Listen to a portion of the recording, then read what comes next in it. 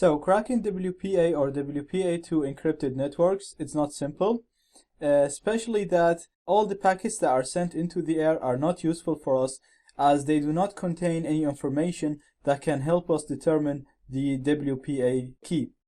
Before we get into cracking WPA and WPA2, there is a feature called WPS. It allows users and clients to connect to the network by a push of a button. So on Windows 8, and if you look on some Wi-Fi printers, they have a WPS button. So if you press that WPS button and you go to your router and press the WPS button there as well, or go to the configuration page and press the WPS button, the client, the printer or your Windows device will connect to the network without having to enter the key. So the purpose of using WPS, it's a feature that allows clients to connect to the network easily without having to enter the WPA key manually. So it's just a feature in routers.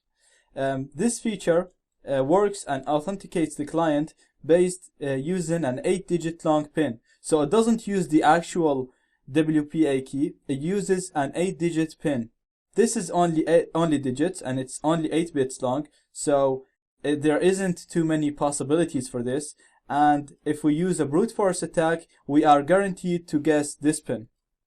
If we successfully guess this pin, then we can use a tool called Reaver, which would calculate the WPA key from this pin. So we're going to brute force the pin, the 8-digit long pin. Because it's only 8 digits, we're guaranteed to be able to brute force it successfully. Once we do that, we can calculate the WPA key using Reaver. Again, this is only a feature in routers. This flaw is not in WPA or WPA2 encryption. The problem is in the WPS feature. So let's see how we do this first.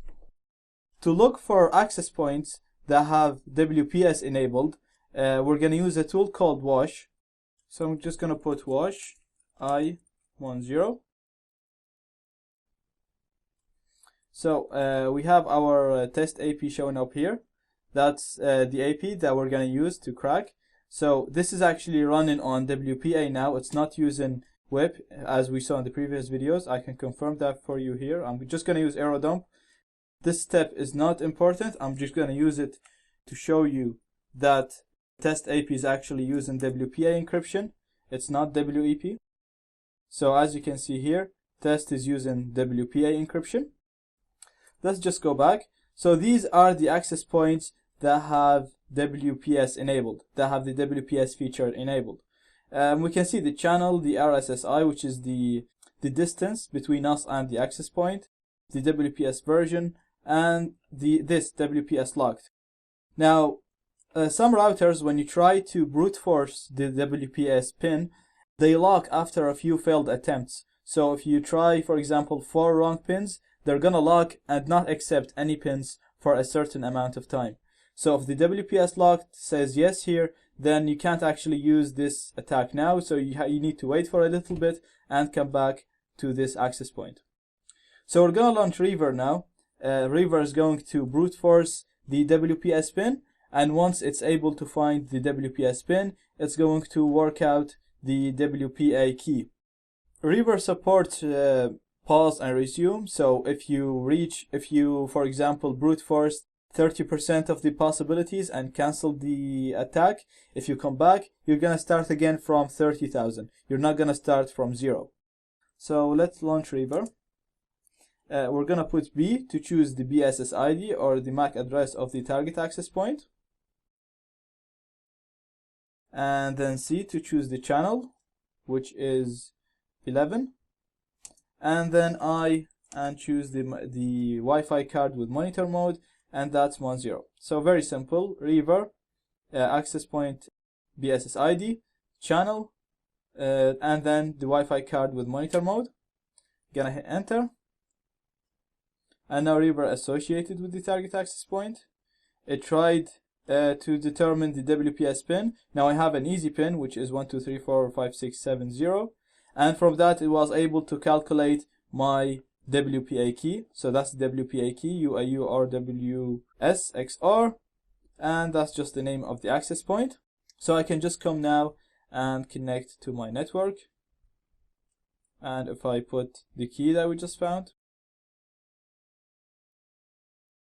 I'm going to show the password, and it's UAU or WSXR, connect. And as you can see, we connected successfully to the network. Now there's a few options that I'd like to show you for Reaver. I'm just going to go Reaver, help. And that's all the options that you can use with Reaver. So as I said, some routers would lock after a few failed attempts.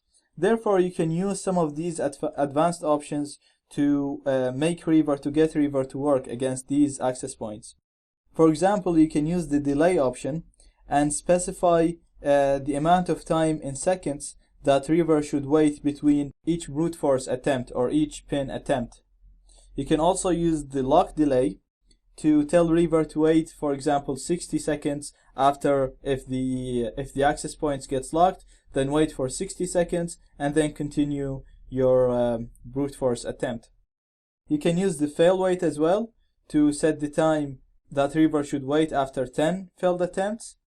You can use the OR option to tell Reaver to sleep after a certain amount, to sleep for a certain amount of seconds after a certain number of tries. You can set up the timeout. You can play with these options, the delay options, and the timeout, the fail wait, and all that if the access point was locking or was ignoring some of your brute force attempts.